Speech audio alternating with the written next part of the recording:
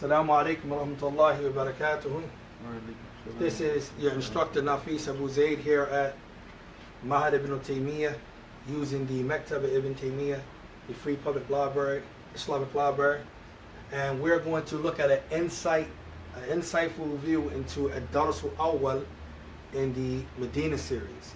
Book 1 to the Medina series. This is the lesson 1. We're going to mention some preliminaries, inshaAllah ta'ala, before engaging in the actual lesson. Number 1, there are, normally when you study any science out of the science of Islam, there are 10 things that you should generally have. They call them precepts or concepts that you should generally have of any science you study. And some of the scholars, they mentioned that if you just know one of the 10 things, it would be sufficient.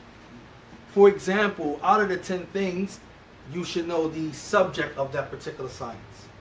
You should know the source of that particular science. You should know the fadl, the merit of that particular science, right? You should know in relation that position of that particular science to other sciences.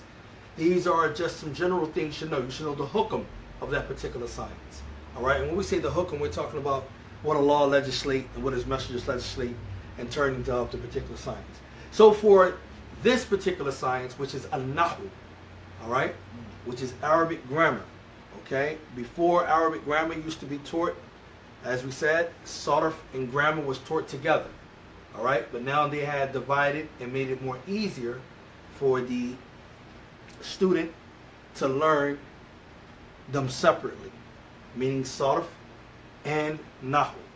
Now, Nahu, Arabic grammar, this is very important. Nahu, the case study of Nahu deals with just your main understanding. It deals with Kalam, I'rab, okay? What are we talking about, Kalam and I'rab? We're talking about, it deals with speech and the different types of words. And there's only 3 types of words and so forth. And it deals with I'rab, meaning it deals with case endings. There are primary case endings, for example, Dhamma, Kasra, Fatha, Sukun. And then there are what we call secondary latent case endings. And you will learn that later on in book 3 to the Medina books. But this is what grammar is.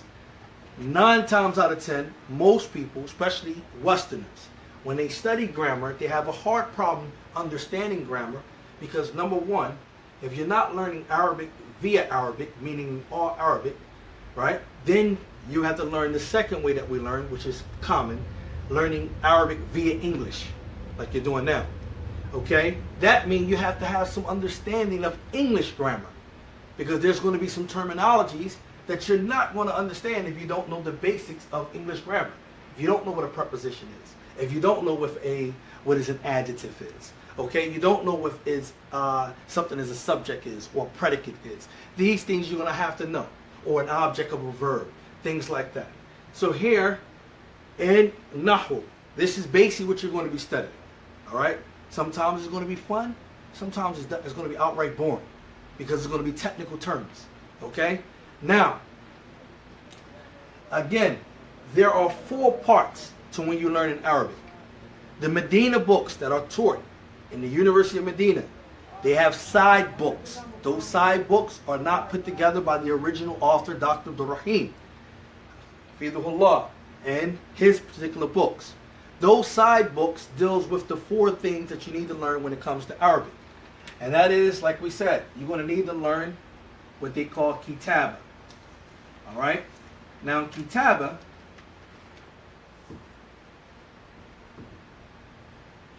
okay, in kitaba, that is writing. You're going to have to learn how to write, okay? You're going to have to learn how to write. But before writing normally goes together, what they call is qira'ah. All right? They call it qira'ah. Okay? They call it qira'ah. Now, qira'ah is reading. Next is writing, kitaba. After that is what we call istima', listening. And then they call it ta'bir, conversation. Okay?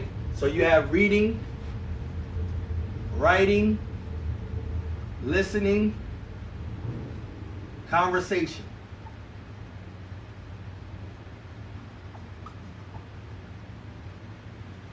Sometimes you're going to find an individual who is strong, right, in other areas. For example, someone might be strong in conversation. That person that's strong in conversation is normally strong in listening. They go hand in hand. Some people are going to be strong in reading. People that's normally strong in reading, they're normally going to be strong in writing. Okay? Your job as a student is you want to be even all across the board. So you want to be 25% with each. You understand? If you're 50%, you want to be 50% with each. The main thing you need to know, as Sheikh Uthaymeen mentioned, Rahmatullah alayh, the intention that you should have when studying grammar, because this is very important. While a lot of people, especially Westerners, and I've taught Arabic for multiple years, they don't get the Arabic because they look for what we call immediate gratification. Immediate gratification. Everybody wants it just like that. And everybody have an intention to think that I'm going to be speaking just like that. You're not in a native land, okay? You're not interacting with the language on a day-to-day basis, okay? You're not going to be speaking to people. So now you have to be realistic with yourself. If you're not in that setting where the source language is at, right, and you're not interacting with that language like that, then speaking should not be the top thing of your list, okay? One of the things should be from the top of your list, especially for Muslims who's learning Arabic, is what? Understanding the Book of Allah and the Sunnah of Muhammad sallallahu alaihi wasallam. So basically you're going to need to understand that what? Reading, writing, comprehension, okay? Listening, because you're going to have to hear the ulama. So, before going in, just some preliminaries. Now, does Medina book deal with all four of these things? They have sister books for each one. But yes, the main purpose, it does deal with all four of these things, if you approach the book in that manner. Like for lesson 1, for example. Lesson 1, we're going to go into it. You're going to see normally they give you some pictures, and then they give you the words, and then normally the picture is next to the word or above the word, and then they give you a simple format. And they start off what we call a ismun ishara, demonstrative pronoun, okay? They're going to start off with a demonstrative pronoun. Demonstrative pronoun, simple, fancy way of saying pointing objects out. All right? This particular thing we're going to talk about is hadha. Now, you're going to do what we call an identifying process. You're going to identify different objects. And by recognizing those different objects, you're going to point them out. This is way that normally a lot. Spanish start like this. When you start Spanish grammar books, they start on getting you to identify things. Hadha, bait, la, hadha, this. All right? Simple. Now, if you engage this book with other students and you have colleagues, you both can go back and forth. This is where your conversation skills will develop. And normally later on in the book, he gives you different drills of conversation so that you can see that those four things is being implemented. Also, he gives you drills that deal with kitaba, writing, okay, which is very important to do the exercise. And he also gives you drills in terms of reading, okay. Now, listening can come when you're doing it with a colleague. When you have a classmate and you're going back and forth, you can listen to him pronounce the words, you can listen to him bring it, and then you comprehend. Reading is very important to have comprehension. In order to make sure that you stick with this, you have to make sure, number one, you're not worrying about this. Big mistake for Westerners. Speed. Okay? Speed. Forget speed. It's a big no-no. There's no rush. Okay? There is no rush. This is your enemy when it comes to learning this particular science. Any science for that matter, but this is your enemy. Speed. Your friend is this. Sincerity. Okay? Which is ikhlas.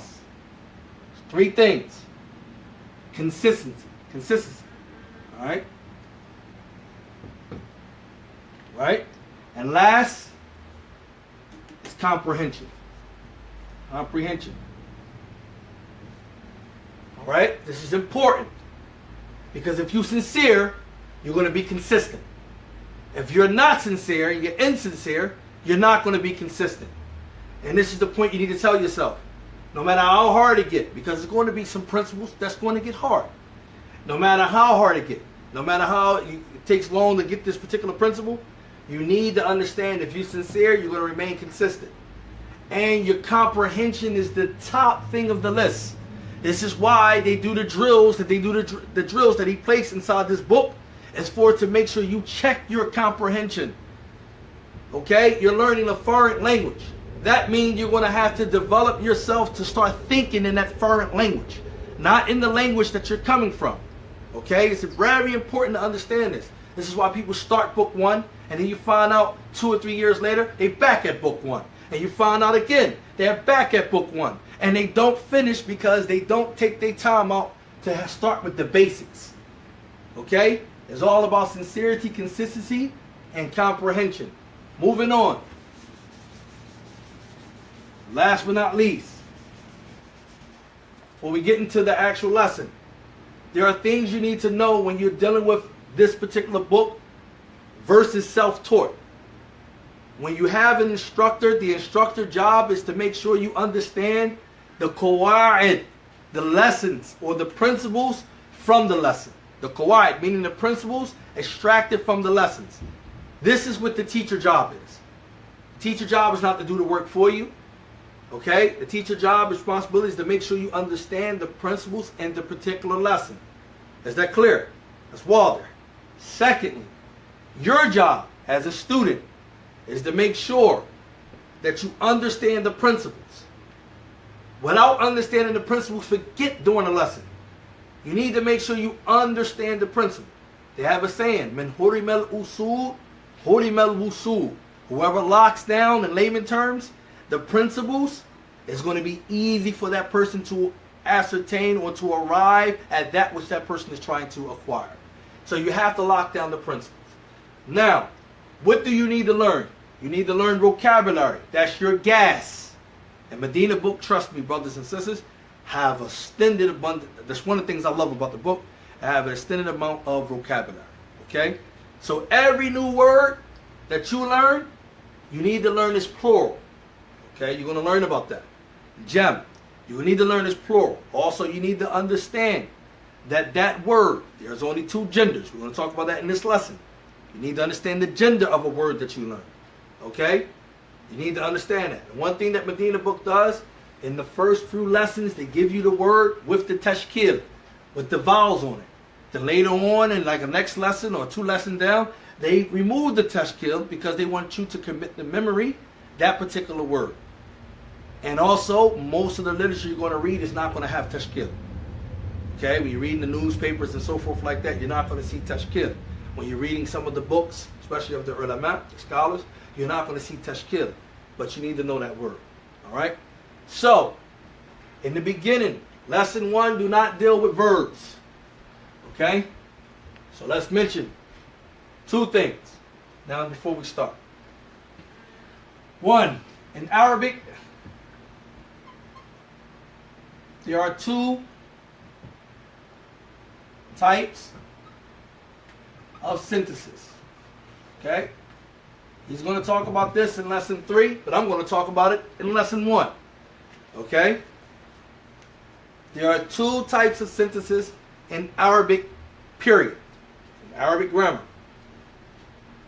It's going to either be 1, a sentence that begins with a noun. Again, I repeat. The first sentence is going to be a sentence that begins with a noun. Notice, I am not mentioning any technical terms. This is not the job here. This is not the time for that. Jumlatu ismiya, jumlatu fi'liya. I'm not mentioning those terms because I do not want the person who's following along, or you yourself, or anyone themselves, I don't want them following, and then they getting caught up with terminologies, and then later on they don't get the principle. We'll come back to the terminologies. Let's just make sure we understand the principle. Number 2, sentence that begins with a verb. Okay? Now, this sentence that begins with a noun is known as a nominal sentence. A nominal sentence. When we say nominal sentence, a fancy way of saying the sentence that either begins with a subject, right?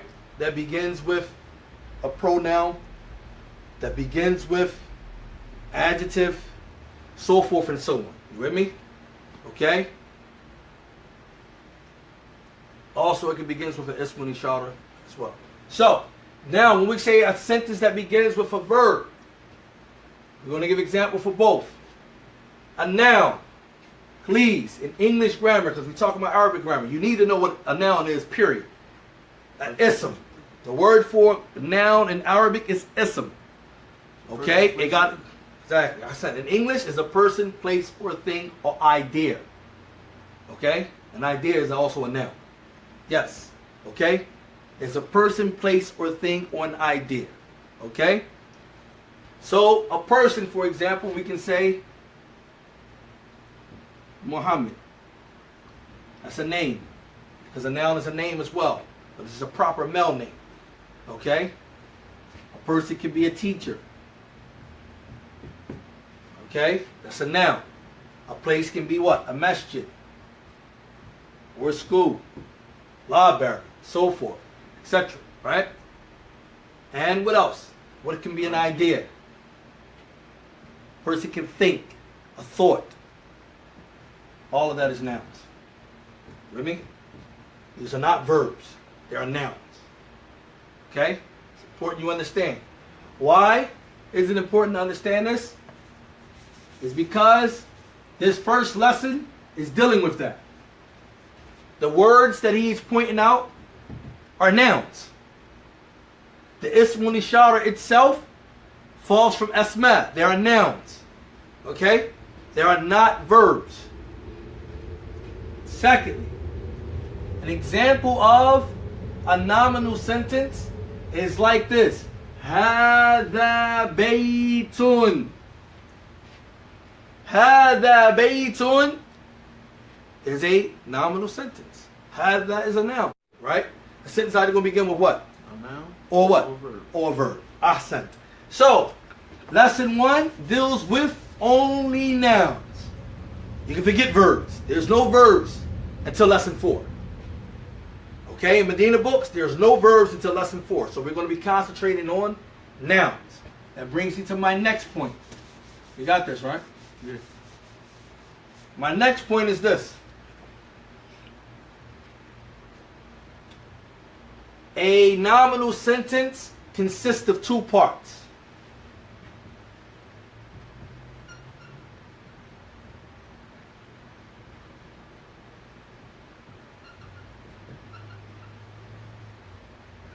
A nominal sentence consists of 2 parts.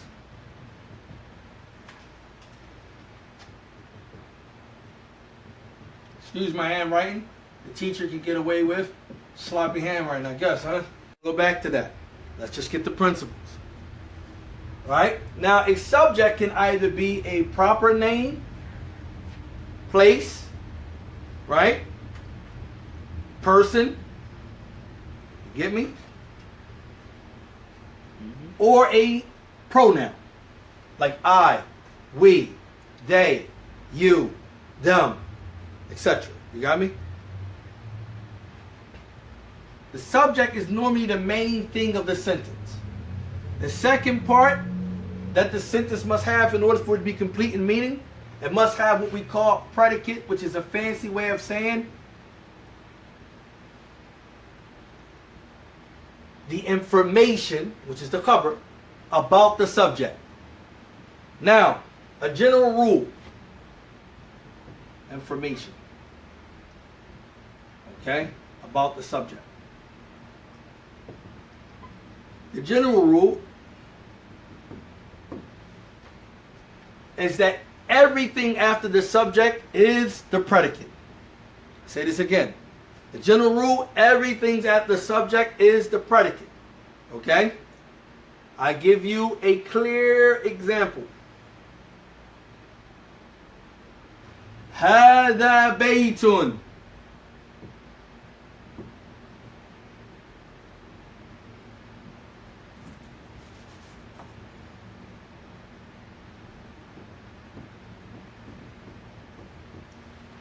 In this sentence, which is a complete meaning, we have an ismun ishara, which is demonstrative pronoun, which means this is, in parentheses, because is, we're going to talk about that too. This is a verb to be. Baytun, okay? A house. Where is the subject in this sentence? Baytun. Hada khata. This is a mistake. Baytun isn't the subject. Baytun isn't the subject. We mentioned before that ismun ishara, demonstrative pronoun like hada, dalika, tilka, and all of that, they fall under asma. They are nouns in Arabic. Okay. So here in this case, if you was to translate this, right, this would be this, in parentheses this would be is, the verb to be, and this would be a, which is the tanween. We get to that later, indefinite article, and this would be house. So when we put it together, we have this is a house, right? So this will be the subject. You with me? House will be what? Predicate. The predicate. You understand now? Yeah, I understand. Okay, it becomes clear.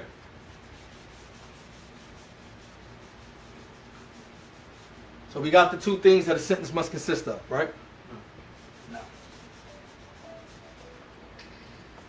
Okay, how do we move on?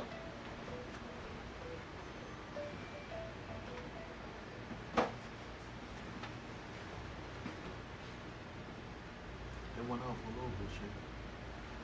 No. We was doing the verbs. How do we move on? We move on now by saying what? Hada baytun. So we're going to do the simple drill. But then I'm going to come back and explain some more stuff. Okay? So let's do the simple drill. هذا بيت.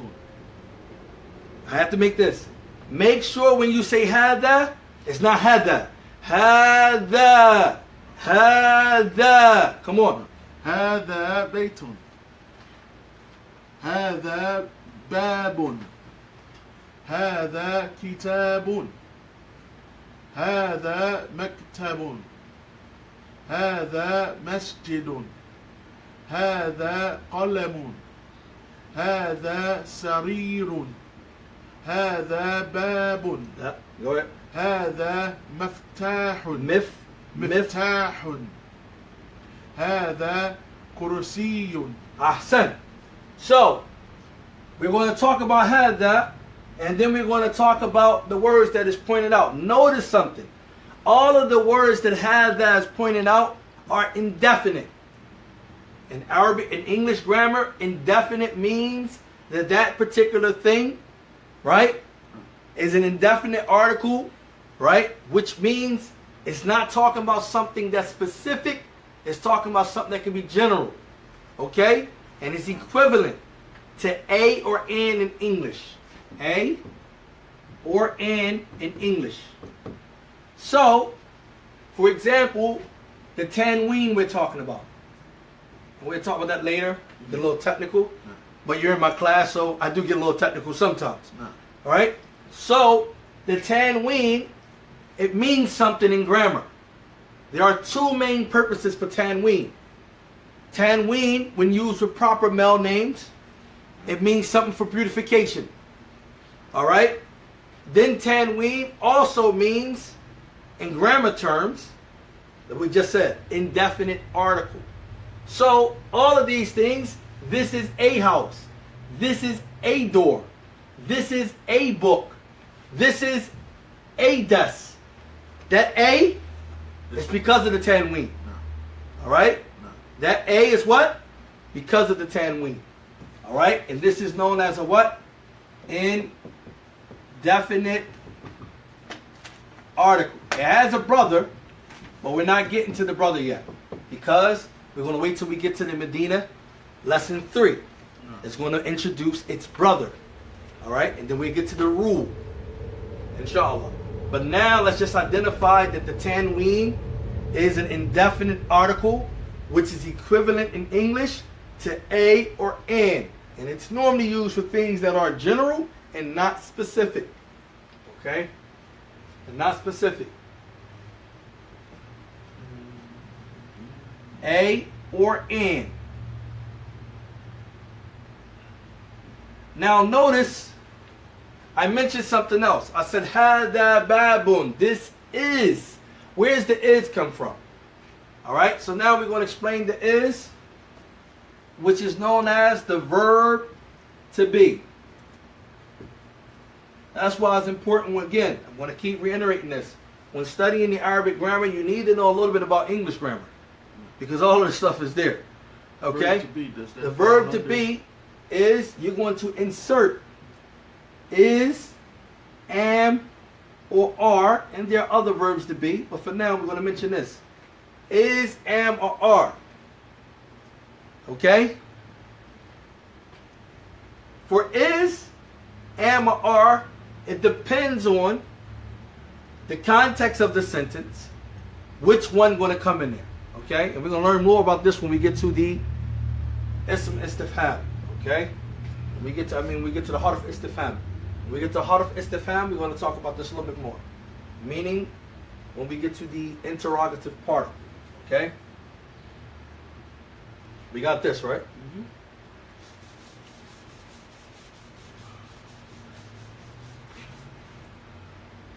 Now, something else you need to know. Notice how all the nouns that are being pointed out have dhamma. They have tanween, but they have dhamma. Since we're talking about nahwu here, dhamma means something. Whenever you normally see dhamma in grammar, then automatically know that that dhamma means that that thing that you're talking about is nominative. When we say nominative, it's a fancy way of saying it's going to either be the subject, it could be the predicate, it could be the first half of the idafa construction, so forth and so on, right? It can be an adjective. All of that is normally there. So it's a fancy way of saying the subject. It's a fancy way of saying the subject, right? They call it rough. All right? That is a grammar term. So it's normally there. It's nominative. So it's something you need to know, though. Majority of the times, all nouns by default is going to take what? Dhamma or dhammatain. All right? You never should have a problem with this understanding. If you lock this principle in, by default, all nouns is going to take what? Dhamma. Something else have to come in and change it from its original state, which was a dhamma. Okay? Something have to come in to change it from its original state. So any word that you see, for example, if I put the word up here, all right?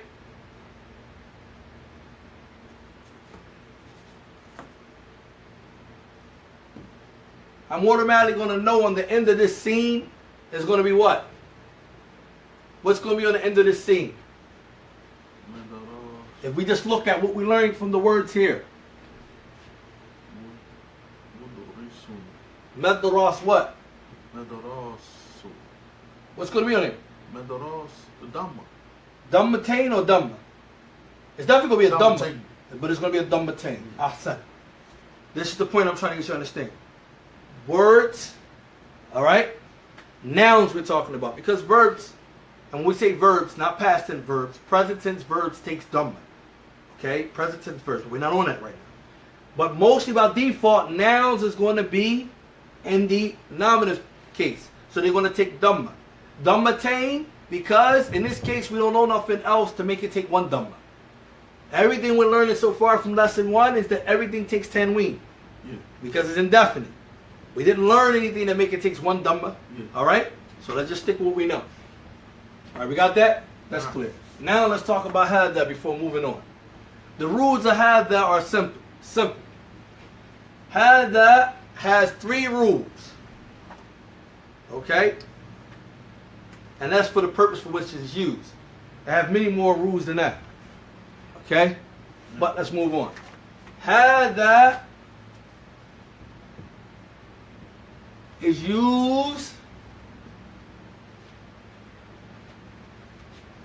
for things that are, 1, with me?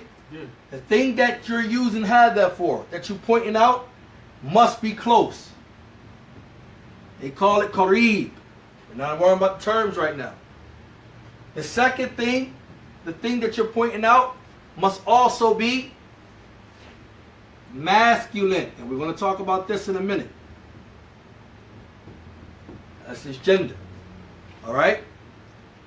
And the third thing that must be pointed out, when you're pointing out that all three of these things must be present. Alright? This is muzakkar, and it must be singular. Alright? Which we're going to talk about that. The three rules is that when using hada, these three things must be present. Alright? Now to understand these three things, we got to explain two more things. That's gender. When we said before earlier, the responsibility of knowing a word is gender of the word is what? Who responsibility is? Is it the instructor or is it the student? We said it was the student responsibility to know the gender of each word that he or she learns. It's not the responsibility of the instructor. Okay? Now gender in Arabic is only two genders.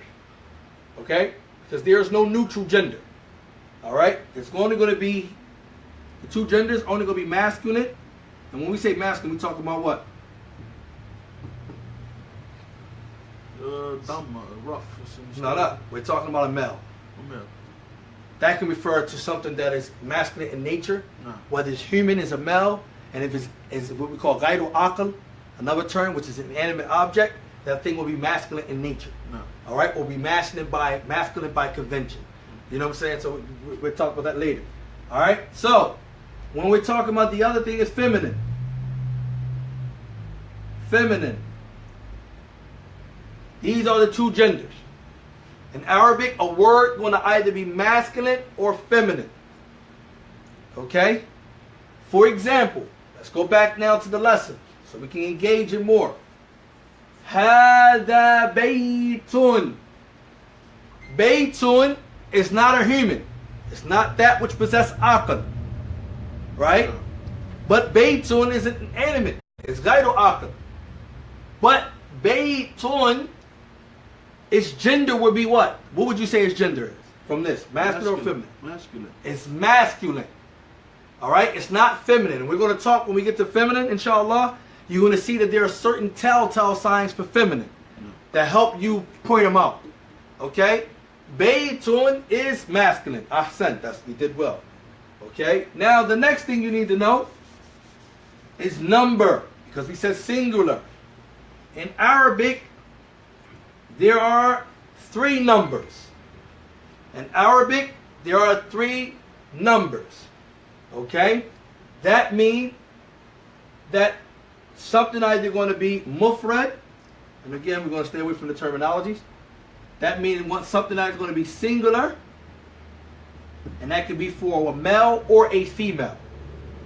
A male or a female. An example of that is Muhammad is one male. Fatima is one female. Okay? So they say normally mufrad or mufradatun. Right? Mufrad yadula ala wahid aw wahida. That which indicates only one. Second number you're going to have is what we call dual. We don't have this in English. Dual is that which indicates only two. So it have a special form in Arabic. You're going to learn about this a little bit later on. I think in like lesson 16 or 17, something like that, in the Medina series. Okay? So, dual is when we're talking about two things specifically. So, for example, if I'm talking about two books, right? These are two books. Then there's a certain way I'm going to express that. Alright? Hadani kitabani. Okay, we get to that. Learn about that. Alright? These two books. You with me? That's what it indicate only two. And then last but not least, the number is what we call plural, which is gem. And there's different types of gem. Okay? So, plural. Alright? that means that which indicates 3 or more. That which indicates 3 or more. An example of that is mudarrisun. Okay, we're talking about male teachers. Mudarrisun is 1 male teacher. Mudarrisani is 2 male teachers. Mudarrisuna is 3 male teachers or more. So that means there's only 3 types of numbers. So let's go back now. Hadha is only used with these 3 conditions. The thing that is pointing out must be what? Close. It cannot be far. It must also be what? Masculine in gender. No. It must also be what? It's number. It should be singular. We should be talking about one object that we're pointing out. Okay? So if I say this, for example, to you, let's pay attention. See if you're with me. If I say hadha, and that you know the word sayyaratun means what? Car, right? Car. But sayyaratun in its gender, it is feminine. It is not masculine, right? Is this correct? Hadha sayyaratun. According to the conditions you have. Hold on. No. This is correct? No. Okay, let's check it in. Is sayyaratun close? This is a car. If I'm saying had, that's close. It's close. No. What about the gender of sayyaratun? Is it masculine or feminine? It's feminine, but you said masculine things can be either masculine or feminine. No. The gender can be either masculine. What or are we feminine. talking about? These conditions are for what? Had that. You said Okay, had that can only be used for 3 things. Exactly. So could it be used for Close feminine? things, masculine things. Masculine things. So is sayyara masculine or feminine? It's feminine. So can it be used for this? Black. No. So then we have to change the original answer. Pay attention to the conditions. The conditions you need to lock in. When using hadha, it only can point out something that is masculine. No. Whenever you see something that is feminine, like here, okay, and feminine, automatically